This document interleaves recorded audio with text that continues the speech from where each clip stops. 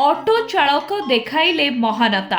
महिला रोगी औषध एवं चिकित्सा संबंधी कागजपत्र थिबा एक बैग को फेराइले ऑटो चालक। एभली एक दृश्य देखा मिली खोर्धारे गड़माणित्री ग्रामर जयश्री मिश्र देह खराब थिबारु भुवनेश्वर रे चिकित्सित होई औषध एवं अन्यान्य कागजपत्र थिबा एक बैग धरी खोर्धा आसुथिले।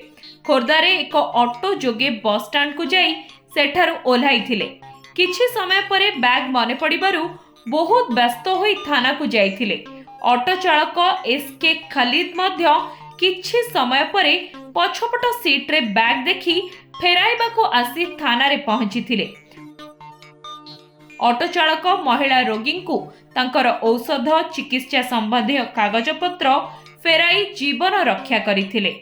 आज्ञा मैडम नुआ बस स्टाण्ड बसिक आसिले बाटर मत कहले मोर देह भल नहीं जेहेतु असुविधा अच्छी मोर किसी मन पड़नी बैग छाड़ी देती बैंक छक दुकान मोर सब मिक्सर फिक्सर बहुत छाड़ी देती बोले किसी असुविधा नहीं आप तो ओह्लैले सेपटू सी पलैले मत डाक कौन मो मन नहीं मुझे घर को पलैली मो घर जो गाड़ी रखी चाबी खोलिकी बुलिली देखिए मैडम बैग छाड़ी मुझे कौन कली सागे सागे गाड़ी पुणी स्टार्ट करके चिंगुड़ी सर पहुँची मामू आमर फोन कले कहले किए गाड़ी गोटे छाड़ी तुम बैग मुझे हाँ मुझे जाऊँगी चिंगुड़ी घर पहुँची ना हाँ ठीक अच्छे थाना टिक आस मुझे थाना टिक आनी सार को हैंड ओवर कली बैग मैडम को मैडम थे हॉस्पिटल जाऊँगी फेर मो गाँव को बैंक सब ऑटो आसली नुआ बस स्टाण्ड बैंक सब जाए आसली बैगटा छाड़देली छाड़देला मौसम देखी डाकिली जापारे थाना छाड़ 15 मिनट भर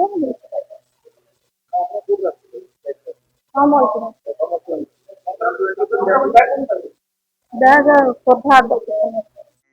पूर्वरु एही ऑटो चालक मध्य अन्य जणे यात्री छाड़ी जाइथिबा सुन्ना टंका थिबा बैग पाई फेराइथिले। ऑटो चालक एसके खालिद को एही महानता पाई साधारण रे प्रशंसा करा जाउछि। खोर्धारु प्रभात पाणिग्राही रिपोर्ट, धरित्री लाइव।